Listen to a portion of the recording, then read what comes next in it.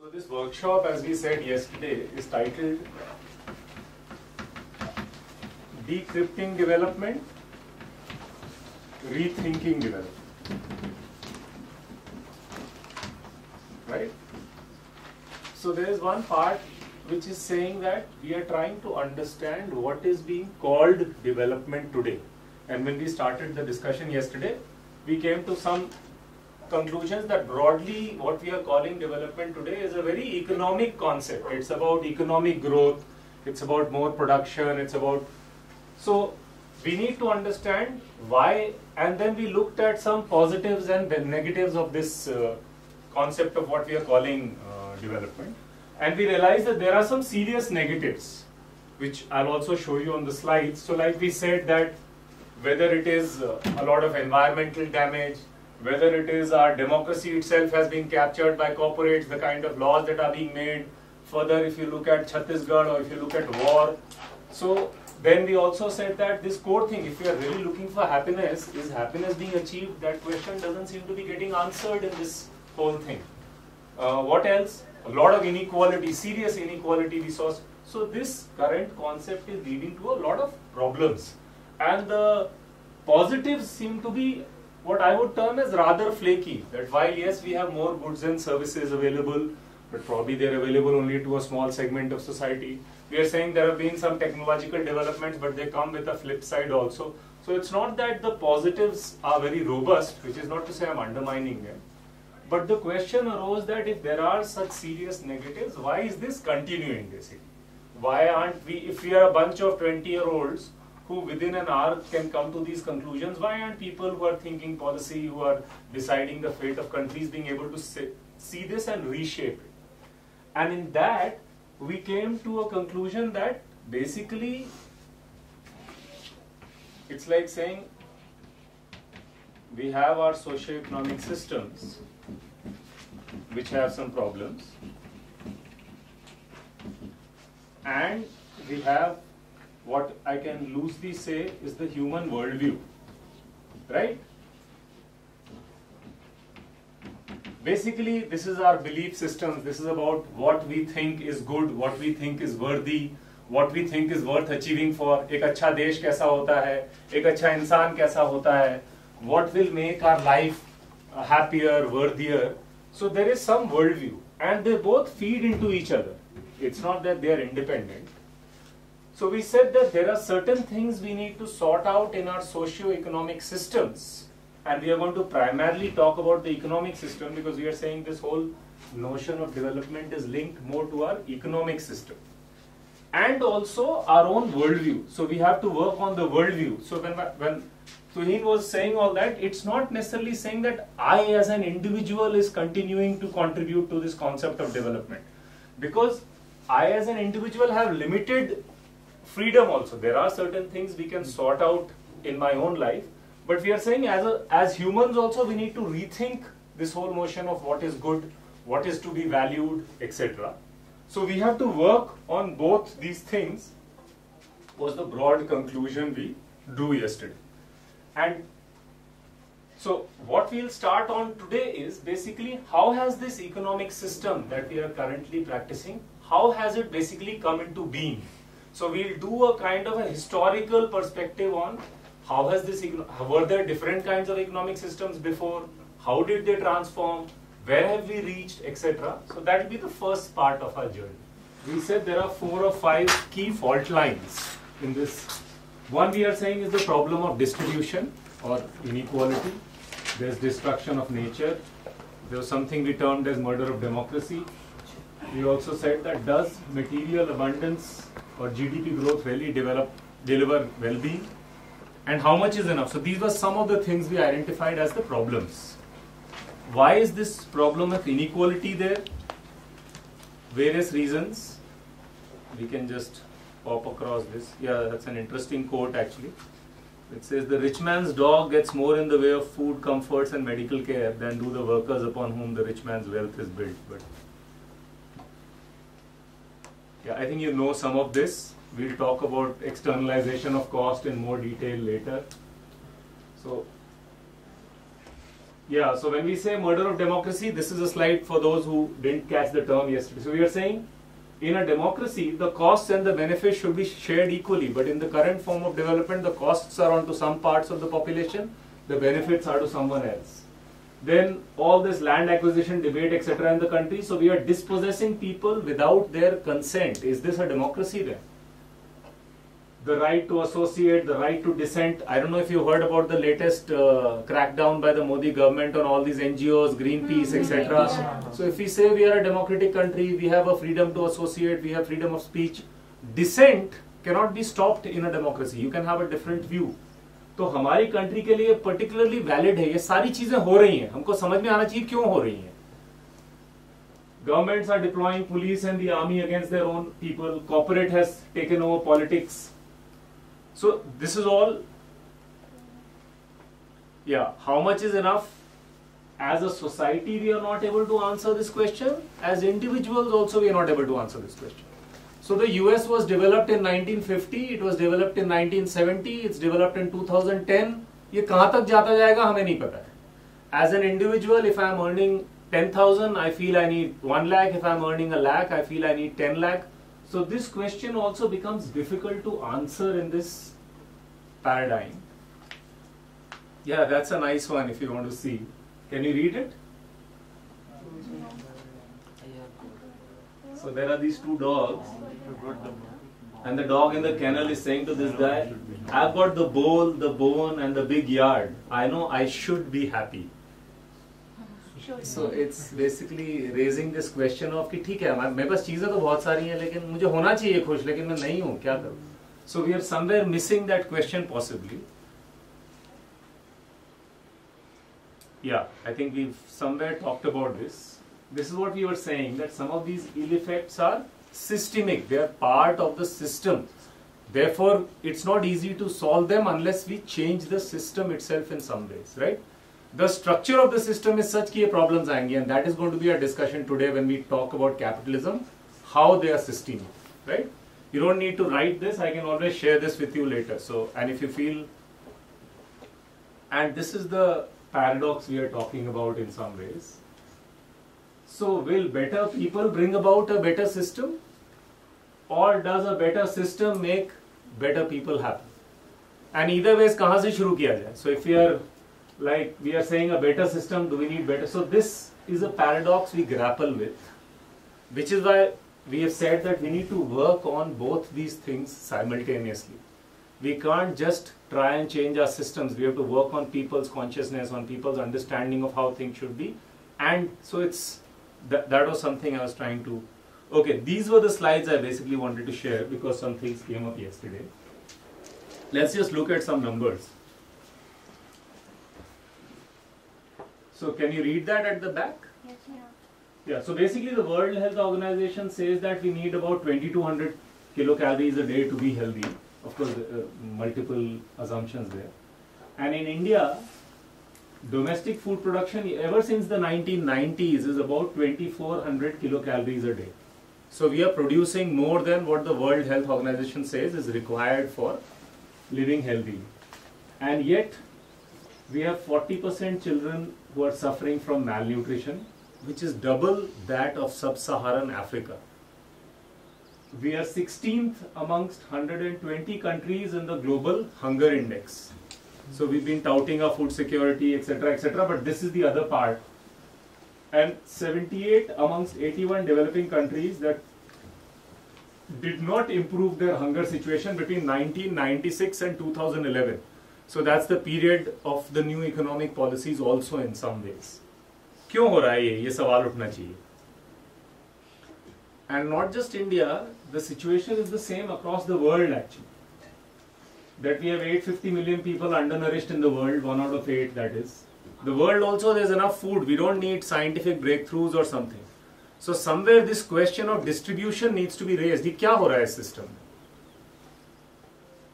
Right? Similar to food, you can find these trends. Actually, I've just put some few slides. You can go and do the same for water, for housing, for sanitation, and I'll show you some very interesting numbers later. So, lifeline electricity, in all of them we are producing more than we need, but it doesn't seem to be reaching people. Yeah, this is something we talked about yesterday, right? So if you look at the Indian GDP and split it across families, you will get about 40,000 rupees. This is a 2014 number. So each family, even today, and I'm not proposing some kind of forced equal distribution, but this is just to get an idea of that we already seem to have a lot. वो बंट नहीं रहा है ठीक से. क्यों नहीं बंट रहा है, ये सवाल हमारा उठना चाहिए. Yeah, I mean some of these numbers will be appalling if you look at it. So in India, poverty line is defined in a certain way. That definition itself is very questionable, supposed to be very low, but despite that, 22% families are living below what we are calling. Do you know the poverty line number? 28 and 33. Yeah, so in India it is said that if you are living in a rural area, if you are earning more than 27 rupees a day, you are not poor anymore. So if you can, and for an urban area it's 32 rupees. तो 27 रुपए में अगर आप जी ले रहे हैं, सब कुछ खाना पीना रहना पढ़ाई लिखाई दवाई सब 27 रुपए में कर लेते हैं, तो फिर आप गरीब नहीं है उसके बाद. So that is the poverty line number. So if you look at the income distribution in India, the lowest 20% families, they spend between 20 to 90 rupees a day. So 90 रुपए में एक 5 और 20 से 90 actually, let's take a number like 60-70 rupees actually if you were to take a, so 60-70 रुपए में 1 out of 5 Indian families lives in a day. आप थोड़ा सा सोचिए, much of the people in this room शायद इतने का आपका फोन बिल आ जाता होगा, या आप बस में कहीं जाते होंगे, एक कोल्ड ड्रिंक पीते होंगे, वापस आते होंगे, इतने में 60-70 रुपए खर्च हो जाते हैं.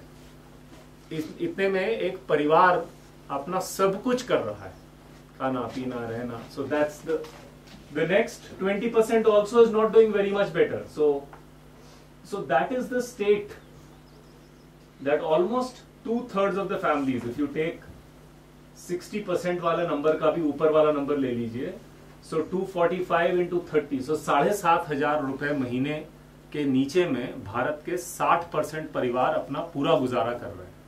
Yeah, some of this we saw on the other slide also. So wealth distribution, if you look at it, top 5% own 40% of the wealth, whereas bottom 60% own only 13% of it. 5 billionaires we had in the late 90s, we have 53 in 2013. We are the 4th largest country in terms of number of billionaires, much ahead of China, UK, Japan, etc. Wealth of the top 35 billionaires is more than the combined wealth of bottom 800 million people. So this is the situation. Yeah, also this question of middle class, you know, we sometimes feel there's a middle class. So notion क्या आता है हमारा middle class का, बताइए. When you hear the term middle class, what do you think it is? So the families which are comfortable in education but they cannot afford the luxuries. Right. और हमको ये भी लगता है कि शायद कुछ ऐसा स्प्रेड होगा, है ना, या that, or let's put it this way. So you know, normally we think that yeah, there'll be a poor class, there'll be a middle class, and there'll be a rich class, right? कुछ ऐसी होती होगी spread. I'm just drawing a. This is like number of people. It's like a graph. ऐसा लगता है ना कि कुछ लोग काफी अमीर होते होंगे, और अधिकांश लोग middle class होते होंगे, और कुछ लोग गरीब भी होते होंगे. That's the general notion. If we don't really get into the numbers, we believe that maybe 10-20% people are rich, and maybe 30-40% people are middle class, and maybe 30% people are poor. That's an unconsidered kind of notion. But if you look at the Indian situation, even if you take at $10 a day, which is supposed to be like a high number for middle class, at most some 10 to 12% of the population is middle class. So what I'm saying is actually this thing is like the poor class is much more, and there's just a small, that is actually the situation. But this number and this notion of middle class, $10 per day per person or per person, 4 to 10, there are various estimates. 600. Yeah, so we are saying that anywhere between 200 रुपए से लेके 500 रुपए अगर कोई रोज खर्च करता है. This is again across countries, people take various estimates. So less than $1 a day is abject poverty as per world wo. No, it is. That's the UN number. And $2 a day, they say, is okay. That's another poverty line, which is considered a more sensible poverty line. So this number should be actually closer to 5, 7. I'll give you another article which says $5 a day is actually now considered the minimum required to take care of all of your needs. I mean, yeah, the world is also similar. It's not. So this is, have you guys ever seen this picture? It's called the World Income Wine Glass. It basically is that if you look at the top 20%, they get 74% of the income. And then these are all, the next 20% get 14%, next 20% get this. So this is how the world income is basically split. 20% लोगों को उतना सारा मिल जाता था, yellow. You understand this figure? So this is 1/5 people, इनको इतना हिस्सा मिल गया है. This is the next fifth, उनको इतना मिला है. So look at the bottom 40% and what is their share of, this is the yellow is basically the entire income of the world. So दुनिया की भी यही स्थिति है. Similarly, wealth is also like similar, ये सब कल हमने उस मूवी में देखा भी था. The top 8% of the world owns 84% of the world's wealth. Bottom 70%, less than 4%. Yeah, look at the US also, that's also interesting. So the top 10% own nearly 71%, the bottom 60% own less than 5%. And look at this number that the bottom 18% in the US have what is called a negative net worth. मतलब अपने पास wealth होना तो दूसरी बात है, they are in debt basically. So we look at the US and that's the model we are all gearing towards. It is faring actually much worse on many counts. वो भी देखने की बात है. Yeah, this is what. So ये कैसे ठीक होगा? So the current economic model says we need to grow more, we need to enlarge the share of the pie because हमारे पास इतना है ही नहीं. If we grow our thing more, then maybe wealth will trickle down. And look at this study of the New Economics Foundation. It says that if you increase the wealth of the world by $100, only $4 goes to people who are living at less than $2 a day. वो जो wine glass था ना जो हमने देखा था, आप wealth, आप इनकम बढ़ाते जाइए, वो उसी तरीके से बढ़ता रहता है. So much of it just goes to the top 20%, and so which is why this business of saying poverty will go away by this model will never really work out. So that is something we'll understand in more detail later. Look at this slide. Actually, it's interesting. This is a UN report. It's a 1998 report. They've stopped publishing such data because I haven't seen this kind of a slide after that. So look at what it says. It says that cosmetics in the US, 8 billion was spent. Ice cream in Europe, 11 billion was spent. Perfumes in Europe and US, 12 billion was spent, etc., etc. Now, just to put these numbers in perspective, the same report said that if you were to provide basic education to all, in all the developing countries, you need 6 billion. If you want to provide water and sanitation to people in all developing countries, you need 9 billion. Reproductive health for women in all developing countries, 12 billion. And what are we spending on? Pet foods in Europe, 17 billion. Cosmetics, 8 billion. Ice cream. So look at how in this system, spending priorities get decided. So we'll pick up from that statement of Sainath. Remember he said yesterday that economies are doing well whereas people are not, right? So what is an economy, tell me? I mean, how does one look at any economy? What is it when we say we try and understand an economy or an economic system? Are there different kinds of economic systems? I think we do have different models of economy. For example, the communist regime, the economic model of the communist regime is entirely different from, although there is a debate which says that how capitalism emerged from communism itself, but at the present state it's much different from how capitalism works or right. how socialism works. Right. So, yeah. So there are different models of Right. economy. So there are what can be called communist economies, there are what can be called capitalist economies. Are there some others? Mixed. Mixed economy. Sorry? Mixed. Mixed economy, yeah. Or if you see, there were also these things called feudal economies at some point, right? So how does one really look at an economy? what could be a good way of looking at an economy? So let me put forth 3 or 4 questions actually. I'm saying that these questions actually help us see or look at any economy in that sense. Simple questions actually.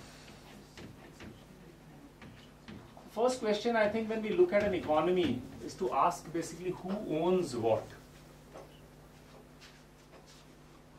Then the next question that one can ask is who does what. Linked to that then is who gets what.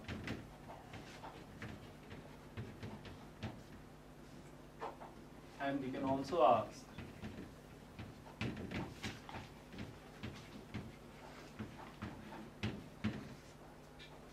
so I'm saying this is one good simple lens to look at any economy. And we can also ask along with all these a question of loosely saying what drives the system, meaning, and when I will actually talk about this it will get clear, or what is the driving force, what is the organizing principle. We can also ask 1 or 2 subsidiary questions like saying how does technological development happen, but I'll leave these. And another important question can be how do those people treat nature. So before it becomes too many questions, I think fundamentally we are saying these questions can help us understand any economy as to who owns what, who does what, who gets what. And these were linked to some of the things Tolunga was also saying of ownership, of distribution, of what is produced. I would say this is a more fundamental way of looking at an economy in that sense. Right? And economies have actually evolved over time. So what we'll do is we'll try and trace the journey of, in that sense, humankind as economies have evolved. So have you heard of what are called tribal or primitive economies or rudimentary economies? So if you look at the journey of mankind, we all started with what were called these rudimentary indigenous kind of economies.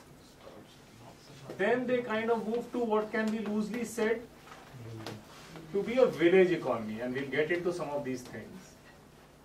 What happened after that? It's not that the journey of the entire world has been exactly like this, or that we have very sharp only rudimentary economy, but this will just help us kind of see things. So these are very simplified types. At any point, if you look at an economy, it might be a merger of some of these or whatever. But what we are trying to see is that there has been a certain kind of evolution, and it's not that number 4 or 5 are more evolved forms or something. Somewhere we look at this journey as to how from rudimentary economies we move to village economies and we move to capitalist economies, and we will apply this lens on all of these, right? Then there were a set of socialist experiments which currently very few are left, but we'll need to see what they were all about, what they achieved. And somewhere we are trying to say, can we think of a post-capitalist economy or whatever? We'll also talk about where does development come from in all this? How does the word development link to this whole thing? So this is what we will look at in a certain order to try and understand what the economic system is today and why it has the issues that we are talking about. Okay?